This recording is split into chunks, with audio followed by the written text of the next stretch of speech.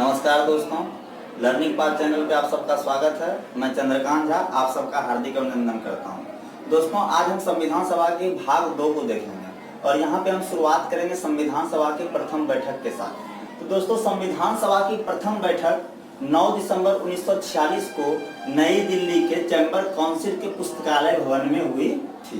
बैठक के साथ ही इसके जो प्रथम अस्थायी अध्यक्ष बने वो डॉक्टर सच्चिदानंद सिन्हा बने, जो कि बिहार के थे क्योंकि वो सबसे वृद्ध थे।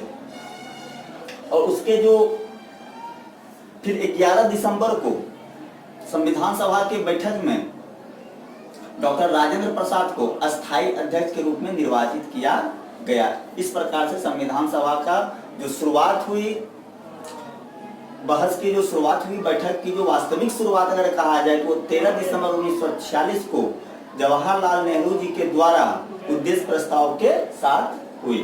दोस्तों, ये सब चीजों के साथ हम एक मूल तथ्य पे गौर करेंगे कि नोट में जो लिखा हुआ है कि संविधान का, जैसे कि उसको लिखा किसने था, हस्तलिखित वो किसका था, उसका सौंदर्यीकरण, उसका डिजाइन किसने बनाया था। तो दोस्तों, हम नोट में यहाँ पे लिखे हैं कि संविधान सभा का जो सौंदर्यीकरण जो किया गया था वो शांति निकेतन, जो कि बंगाल में है, जो कि शांति निकेतन की स्थापना कविवर गुरु रविंद्रनाथ टैगोर के द्वारा की गई थी, उसके कलाकारों ने किया था, जिसमें कि प्रमुख जो थे वो नंदलाल बोस थे और प्रेम बिहारी नारायण राजयादा के द्वारा वो हस्तलिखित था।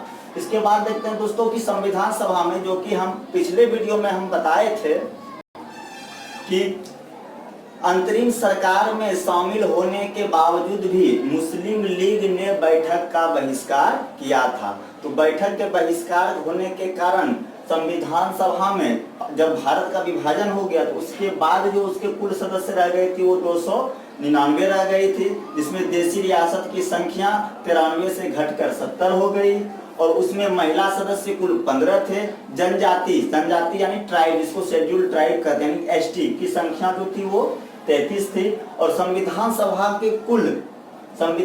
के कुल 17 सत्रों का आयोजन किया गया था और इसके पूरे निर्माण में जो खर्च आया था वो 60 लाख रुपया था। और जो भारत का जो दोस्तों संविधान, जो कि दुनिया का सबसे बृहद संविधान कहा जाता है और सबसे बृहद संविधान इसलिए कहा जाता है क्योंकि इसमें सबसे ज्यादा अनुच्छेद हैं।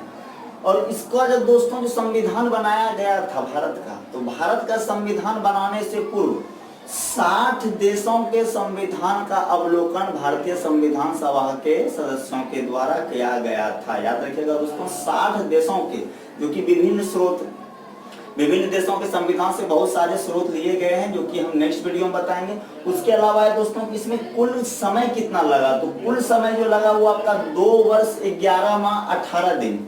कितना लगा?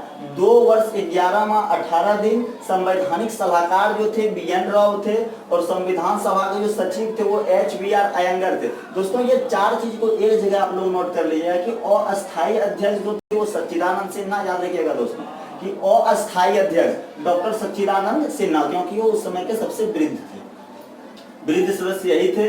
अस्थायी अध्यक्ष डॉक्टर राजेंद्र प्रसाद, ये दोनों ही बिहार के थे। संवैधानिक सलाहकार BN राव थे और संविधान सभा का जो सचिव थे, सेक्रेटरी ऑफ कॉन्स्टिट्यूशनल असेंबली जो थे वो HBR अयंगर थे।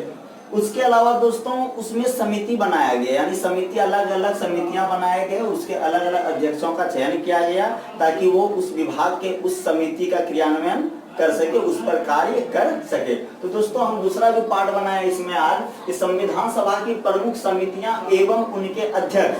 देखिएगा दोस्तों कि ये चीज जो है, ये अभी इसमें एक चीज और आपको हम बताएंगे, स्वतंत्र भारत का मंत्रिमंडल। लेकिन दोस्तों वो स्वतंत्र भारत से कहीं ना कहीं ये सब चीज पहले का है। तो संचालन समिति, सबसे पहला समिति है संचालन समिति, जिसके जो अध्यक्ष बने वो डॉक्टर राजेंद्र प्रसाद बने। दूसरा आपका संघीय संविधान समिति। संघीय यानी कि संघ का संघ, एक संविधान जो होता है संघीय रूप में किस प्रकार से होना चाहिए, वो जवाहरलाल नेहरू जी के द्वारा किया गया। संघ शक्ति यानी संघ के पास क्या क्या शक्तियां होनी चाहिए, इसका भी क्रियान्वयन जवाहरलाल नेहरू के द्वारा। प्रांतीय संविधान यानी प्रांतों को कितने अधिकार दिए जाने चाहिए, सरदार वल्लभ भाई पटेल। अब दोस्तों हम पिछले वीडियो में बताए थे, प्रांत देना संविधान, प्रांतीय संविधान समिति इसलिए पटेल जी को दिया गया था क्योंकि पटेल जी ही वो व्यक्ति थे, सरदार वल्लभ भाई पटेल ही वो व्यक्ति थे जिसने कि देशी रियासतों को भारतीय संघ में समझौते सैन्य बल के बदौलत शामिल किया, इस कार्य के फलस्वरूप वो लौह पुरुष कहलाए।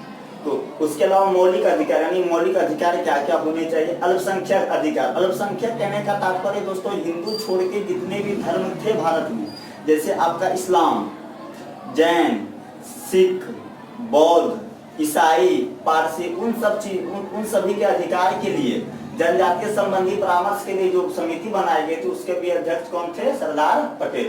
प्रारूप यानी संविधान का प्रारूप कैसा होगा? और हम लोग ऑलरेडी जानते हैं कि बाबा साहेब अम्बेडकर जो थे, डॉक्टर भीमराव अम्बेडकर जो थे, वो भारतीय संविधान के जनक कहलाते थे। तो संविधान का प्रारूप किस प्रकार का होना चाहिए, वो प्रारूप कैसे तैयार होगा, उस समिति के अध्यक्ष डॉक्टर भीमराव अम्बेडकर थे। इसके अलावा कार्य संचालन है कि इसका संचालन कार्य, ये जो प्रारूप समिति तक जितनी भी समितियां थी, ये एक तरह से कहा जाए तो बड़ी समिति थी। इसके अलावा है दोस्तों कार्य संचालन समिति जो कि के.एम. मुंशी के द्वारा किया गया। तो दोस्तों इसमें मुख्य रूप से ध्यान रखना है कि संविधान सभा की बैठक यानी 9 दिसंबर 1946 के साथ ही इसकी शुरुआत हुई। और आप भाग 1 में आपको ऑलरेडी बता चुके हैं हम कि संविधान सभा का जो गठन किया गया था कैबिनेट मिशन के प्रस्ताव पे किया गया था। बाकी चीजों को दोस्तों समझने के लिए आप भाग 1 को भी अच्छे से देखिएगा। और आज का वीडियो कैसा लगा ये आप हमें जरूर कमेंट बॉक्स में बताइएगा। कृपया पेज को आप लोग शेयर करें, सब्सक्राइब करें।